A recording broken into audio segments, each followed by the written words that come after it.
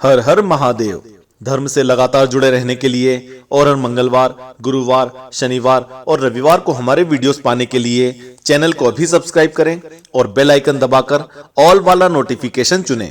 शिव जी की मूर्ति के सामने या उनके मंदिर के बाहर शिव के वाहन नंदी की मूर्ति आपको हमेशा मिल जाएगी। नंदी बैल को पुराणों में भी विशेष स्थान दिया गया है। नंदी बैल को शिव के वाहन के रूप में तो सभी जानते हैं, लेकिन इन दोनों का मिलन किन परिस्थितियों में हुआ, कैसे एक सामान्य सा युवक बैल के रूप में दिखने लगा और किन परिस्थितियों में नंदी शिव को परम प्रिय हो गए, इस बात पर कम ही लोगों का ध्यान जाता है। नंदी अपने ईश्वर शिव का केवल एक वाहन ही नहीं, बल्कि उनके परम भक्त होने के साथ साथ उनके साथी, उनके गणों में सबसे ऊपर और उनके मित्र भी हैं। चलिए हम आपको बताते हैं नंदी बैल की सत्य घटना। स्वागत है आपका आस्तिक स्पिरिचुअल सीक्रेट्स में। आगे बढ़ने से पहले वीडियो को अभी लाइक कर लीजिए। हिंदू पुराणों के अनुसार एक बार शिलाद ऋषि ब्रह्मचर्य व्रत का पालन करते हुए चिंतित हो गए और सोचने लगे कि उनकी मृत्यु के बाद उनका पूरा वंश समाप्त हो जाएगा। इसलिए उन्होंने एक बच्चा गोद लेने का निर्णय लिया। लेकिन शिलाद ऋषि किसी आम बच्चे को नहीं, बल्कि एक ऐसी संतान को अपनाना चाहते थे जिसके साथ भगवान शिव का आशीर्वाद हो और वह बहुत आध्यात्मिक हो। और इस कामना को पूरा करने के लिए शिलाद ऋषि ने भगवान शिव को प्रसन्न करने के लिए उनकी आराधना शुरू की। शिलाद ऋषि की कठोर तपस्या की वजह से भगवान शिव स्वयं उनके सामने प्रकट हुए और उन्हें वरदान मांगने को कहा। शिलाद ऋषि ने उनसे कहा कि वो एक पुत्र की कामना रखते हैं।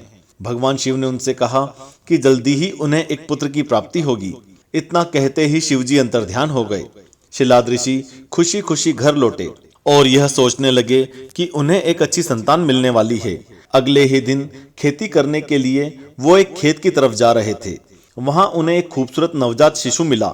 वह बच्चा बहुत खूबसूरत और आकर्षक तो था ही, उसके चेहरे पर एक अजीब सा तेज भी था। इतने में आकाशवाणी हुई, यही तुम्हारी संतान है जो तुमने वरदान में मांगी थी, इसका अच्छी तरह पालन पोषण करना। शिलाद ऋषि उस बच्चे को लेकर अपने आश्रम लौट आए और उसे बेहद प्रेम और स्नेह के साथ पालने लगे। शिलाद ऋषि ने बच्चे का नाम नंदी रखा, जो बचपन से ही आध्यात्मिक और अपने पिता का सम्मान करने वाला बालक था। शिलाद अपनी इस संतान से बेहद प्रसन्न थे। शिलाद ने नंदी को वेदों का और सांसारिक सारा ज्ञान दिया। कुछ सालों बाद शिलाद ऋषि के आश्रम में दो संत पधारे, मित्र और वरुण। शिलाद ने अच्छी तरह उनका स्वागत किया और मन से आवभगत की। नंदी ने भी अपने पिता के कहने पर उन संतों का खूब ध्यान रखा और किसी भी प्रकार की शिकायत का अवसर नहीं दिया। जाते समय मित्र और वरुण ऋषि बहुत प्रसन्न थे। वो अपने साथ हुए व्यवहार से काफी खुश और संतुष्ट थे।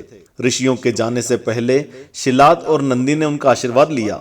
जब शिलाद ऋषि ने उन साधुओं को प्रणाम किया, तब उन दोनों ने उन्हें लंबे और खुशहाल जीवन का आशीर्वाद दिया। लेकिन जब नंदी ने साधुओं के चरण स्पर्श किए तो दोनों ही साधु थोड़ा विचार में पड़ गए और बिना आशीर्वाद दिए चल पड़े।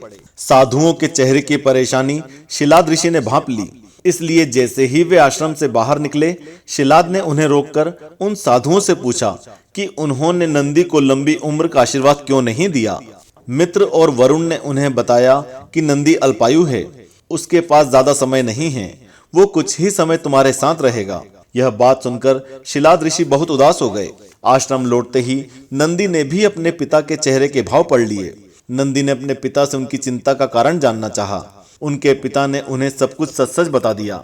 शिलाद को लगता था कि अपनी मौत की जानकारी सुनते ही नंदी या तो रो पड़ेगा या भयभीत हो जाएगा, लेकिन जो हुआ वो ऋषि ने सोचा भी नहीं था। नंदी ने जैसे ही सुना कि वो अल्पायु है, वो हंसने लगे।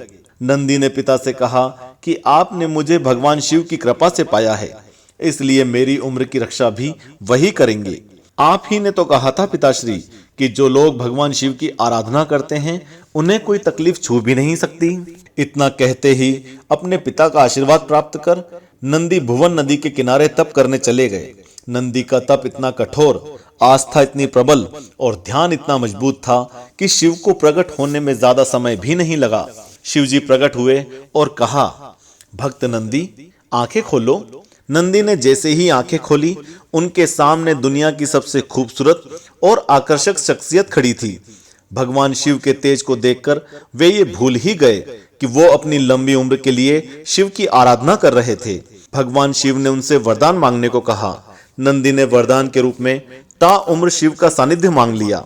नंदी ने उनसे प्रार्थना की कि वो हर समय उनके साथ रहना चाहते हैं। नंदी के तप और समर्पण से प्रसन्न होकर भगवान शिव ने नंदी को बेल का चेहरा देकर उन्हें अपने वाहन, अपना दोस्त और अपने गणों में सर्वोत्तम के रूप में स्वीकार कर लिया।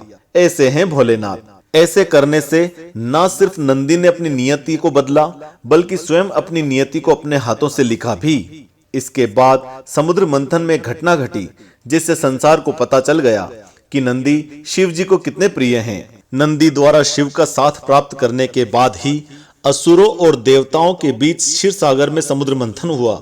इस मंथन में सबसे पहले हलाहल नाम का अत्यधिक घातक विष निकला, जिसकी एक बूंद भी सर्वनाश कर सकती थी। इस विष का गलत प्रयोग ना हो, इसलिए स्वयं शिव ने इसका पान कर लिया। वो विष शिव के लिए भी घातक था, इसलिए उनकी अर्धांगिनी माता पार्वती ये नहीं चाहती थी कि इस विष की एक बूंद भी शिव के शरीर में जाए। इसलिए पार्वती जी ने शिव के गले में ही उस विष को रोक दिया। उस विष की कुछ बूंदें जमीन पर गिर गई थीं, जिसे स्वयं नंदी ने अपनी जीभ से साफ किया था। देवता और असुर दोनों ही नंदी को देखकर हैरान रह गए कि नंदी ने जानबूझकर इस विष को क्यों ग्रहण किया। सभी यही सोच रहे थे कि शिव तो भगवान हैं, साथ ही उनके साथ माता पार्वती का साथ भी है। लेकिन इस पर नंदी ने जवाब दिया कि जब उनके स्वामी ने इस विष को ग्रहण किया है तो उन्हें तो करना ही था। नंदी का यह समर्पण देखकर शिव जी प्रसन्न हुए और कहा कि नंदी मेरे सबसे बड़े भक्त हैं, इसलिए मेरी सभी ताकतें नंदी की भी हैं। अगर पार्वती की सुरक्षा मेरे साथ है तो वो नंदी के साथ भी है। इस घटना के बाद शिव जी और नंदी का साथ और भी मजबूत हो गया। शिव और नंदी के बीच इसी संबंध की वजह से शिव की मूर्ति के साथ नंदी की प्रतिमा भी स्थापित की जाती है। ऐसा माना जाता है कि शिव तो हमेशा ध्यान में लीन होते हैं, वो हमेशा समाधि में ही रहते हैं, इसलिए उनके भक्तों की आवाज उन तक नंदी ही पहुंचाते हैं। नंदी के कान में की गई प्रार्थना नंदी की अपने स्वामी से प्रार्थना बन जाती है और वह शिव को इसे पूरा करने के लिए कहते हैं। नंदी की प्रार्थना शिव कभी अनसुनी नहीं करते, इसलिए वह जल्दी पूरी हो जाती है। तो शिव भक्तों, अपने घर के बच्चों और बाकी लोगों को यह वीडियो जरूर दिखाएं और उन्हें सनातन धर्म की शिक्षा प्रदान करें। ओम नमः शिवाय। जय श्री महाकाल।